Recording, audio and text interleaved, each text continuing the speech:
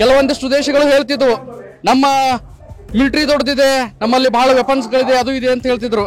ನಿಮ್ಮ ದೇಶದ ಜನಸಂಖ್ಯೆ ಎಷ್ಟಿದೆಯೋ ಅದರ 2ರಷ್ಟು ಇವತ್ತು ಮಹಾಕುಂಭ ಮೇಳದಲ್ಲಿ ಜನ ಸೇರಿದೆ. ಇದರಲ್ಲಿ ಅರ್ಧ ಜನ ಏನಾದರೂ ಈ ಸನಾತನ ಧರ್ಮದ ಬಗ್ಗೆ, ಭಾರತದ ಬಗ್ಗೆ ಕೀಳಾಗಿ ಮಾತನಾಡಿದರೆ ನಿಮ್ಮಲ್ಲಿ ಬಂದು ನಿಂತರೆ ನಿಮ್ಮ ದೇಶ ಸರ್ವನಾಶ ಆಗಿ ಹೋಗ್ತದೆ. ಇವತ್ತಿನ ದಿನ RSS ಕಾರ್ಯಕರ್ತರು, ವಿಶ್ವ ಹಿಂದೂ ಪರಿಷತ್ ಕಾರ್ಯಕರ್ತರು ಎಲ್ಲರೂ ಕೂಡ ತಮ್ಮದೇ ಆಗಿರ್ತಕ್ಕಂಥ ಕಾರ್ಯವನ್ನ ಈ ಕುಂಭಮೇಳದಲ್ಲಿ ಆಯೋಜನೆ ಮಾಡ್ತಾ ಇದ್ದಾರೆ. 40 ಕೋಟಿ ಅಲ್ಲ, 100 ಕೋಟಿ ಜನ ಬಂದರೂ ಕೂಡ ಇಲ್ಲಿ ವ್ಯವಸ್ಥೆ ಬಹಳ ಅಚ್ಚುಕಟ್ಟಾಗಿ ಮಾಡ್ಕೊಂಡಿದೆ ಅಂತ.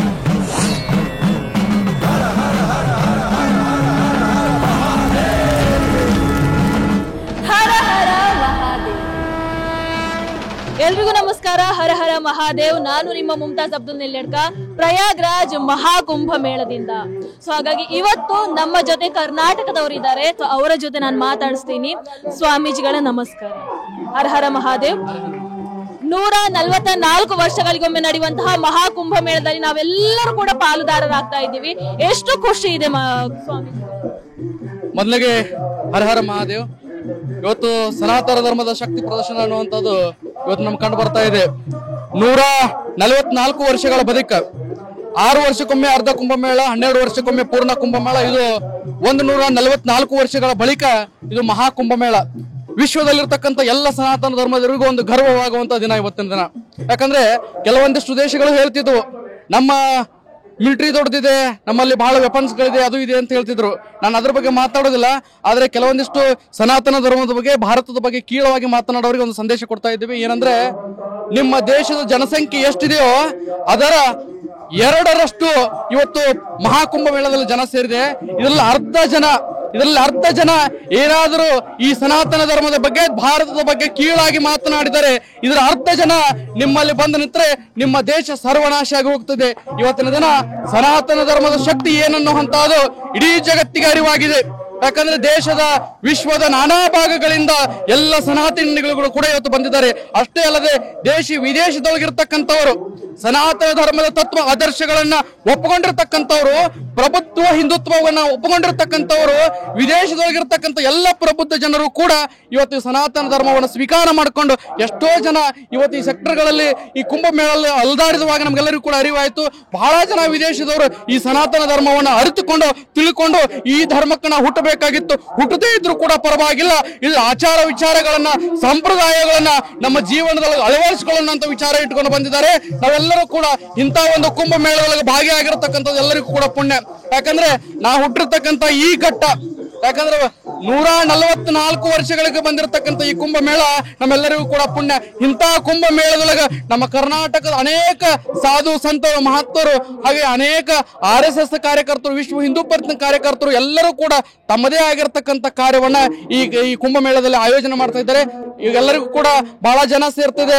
40 ಕೋಟಿಗಳಿಗಿಂತ ಅಧಿಕ ಜನ ಇದೆ, 40ಕ್ಕಿಂತಲೂ ಅಧಿಕವೇ ಕೂಡ ಇದೆ. ಅದ್ರಲ್ಲಿ ಯಾವುದೇ ಕೂಡ ಅಹಿತಕರ ಘಟನೆಗಳು ಕೂಡ ನಡೀತಾ ಇಲ್ಲ, ಯಾರಿಗೂ ಕೂಡ ಅನಾನುಕೂಲ ಆಗ್ತಿಲ್ಲ.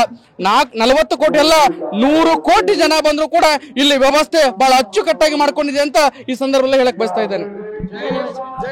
ಸ್ವಾಮೀಜಿಗಳೇ, ಮೋದಿಜಿ ಹಾಗೂ ಯೋಗಿಜಿ ಬಗ್ಗೆ ಏನ್ ಹೇಳ್ತೀರಿ? ಸನಾತನಿ ಪ್ರಧಾನಿ, ಅದೇ ರೀತಿ ಸನಾತನಿ ಮುಖ್ಯಮಂತ್ರಿ ಸೇರಿ ಇಂತಹ ಒಂದು ಅದ್ಭುತವಾದಂತಹ ಕಾರ್ಯಕ್ರಮವನ್ನ ಮಾಡಿಕೊಡ್ತಾ ಇದ್ದಾರೆ, ಏನ್ ಹೇಳ್ತೀರಿ? ಮೊದಲಿಗೆ ರಾಜಕಾರಣದ ಬಗ್ಗೆ, ಪಕ್ಷದ ಬಗ್ಗೆ ನಾನು ಮಾತನಾಡೋದಿಲ್ಲ. ಯಾಕಂದ್ರೆ ವ್ಯಕ್ತಿತ್ವದ ಬಗ್ಗೆ ನಾವು ಮಾತನಾಡಬೇಕಾಗ್ತದೆ. ಮೈ ಮೇಲೆ ಕೇಸರಿ ಬಟ್ಟೆ ಇದೆ ಅಂದ ತಕ್ಷಣ ನಾವ್ ಯಾರು ಕೂಡ ರಾಜಕೀಯನ್ನ ಮಾತನಾಡೋದಿಲ್ಲ. ಇವತ್ತು ಮೋದಿ ಹಾಗೂ ಯೋಗಿ ಅವರ ಆಡಳಿತವನ್ನ ನಾವೆಲ್ಲರೂ ಕೂಡ ಮೆಚ್ಚುಕೋಬೇಕಾಗಿರ್ತಕ್ಕಂಥ ಆಡಳಿತ. ಇವತ್ತು ಒಂದು ಸನಾತನ ಧರ್ಮದ ಶಕ್ತಿಯ ವೇದಿಕೆಯನ್ನ ನಿರ್ಮಾಣ ಮಾಡಿಕೊಟ್ಟು ಇಂತಹ ವೇದಿಕೆಯಲ್ಲಿ ಯಾರಿಗೂ ಕೂಡ ಅನಾನುಕೂಲತೆ ಆಗದೆ ಇರುವ ಹಾಗೆ ಬಹಳ ಮುತುವರ್ಜಿಯನ್ನು ವಹಿಸಿ ಸ್ವತಃ ಅವರೇ ಕೂಡ ಈ ಸ್ಥಳಕ್ಕೆ ಬಂದು ವಿಸಿಟ್ ಕೊಟ್ಟು, ಮೊನ್ನೆ ಒಂದು ಅಗ್ನಿ ಅವಘಡ ಆದಾಗ ಕೂಡ ಅವರೇ ಸ್ಥಳಕ್ಕೆ ಬಂದು ಬಹಳ ಕೆಲವೇ ನಿಮಿಷಗಳಲ್ಲಿ ಆ ಅಗ್ನಿ ಅವಘಡವನ್ನು ನಿಲ್ಲಿಸಿ ಬಹಳ ಅದ್ಭುತವಾಗಿರ್ತಕ್ಕಂಥ ಆಡಳಿತವನ್ನ, ಬಹಳ ಅದ್ಭುತವಾಗಿರ್ತಕ್ಕಂಥ ವ್ಯವಸ್ಥೆಯನ್ನ ಮಾಡಿಕೊಟ್ಟಿರ್ತಕ್ಕಂಥ ಹಾಗೂ ಯೋಗಿ ಅವರಿಗೂ ಕೂಡ ಮೋದಿ ಅವರಿಗೂ ನಾವು ಬಹಳ ದೊಡ್ಡ ಅಭಿನಂದನೆಯನ್ನ ಸಲ್ಲಿಸ್ತಾ ಇದ್ದೇವೆ. ಧನ್ಯವಾದಗಳು ಸ್ವಾಮೀಜಿಗಳೇ. ಕೊನೆಯದಾಗಿ ನಮ್ಮ ಕನ್ನಡಿಗರಿಗೆ ಇಲ್ಲಿಂದ ಪ್ರಯಾಗ್ರಾಜ್ನಿಂದ ಮಹಾಕುಂಭ ಮೇಳದಿಂದ ಏನ್ ಹೇಳೋದಕ್ಕೆ ಇಷ್ಟಪಡ್ತೀವಿ?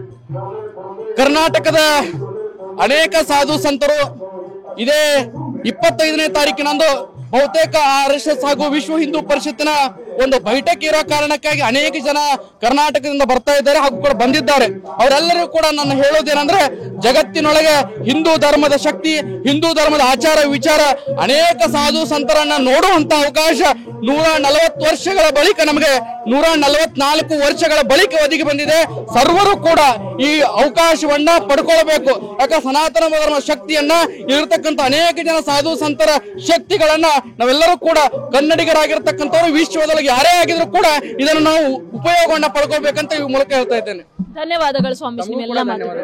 ಜೈ ಶ್ರೀರಾಮ್. ಹರ ಹರ ಮಹಾದೇವ್. ನೋಡ್ತಾ ಇರಿ ಟಿವಿ ವಿಕ್ರಮ. ನಾನು ಮುಮ್ತಾಜ್ ಪ್ರಯಾಗ್ರಾಜ್ನಿಂದ. ಟಿವಿ ವಿಕ್ರಮ, ದೇಶ ನಿಮ್ಮ ಕೈಯಲ್ಲಿ.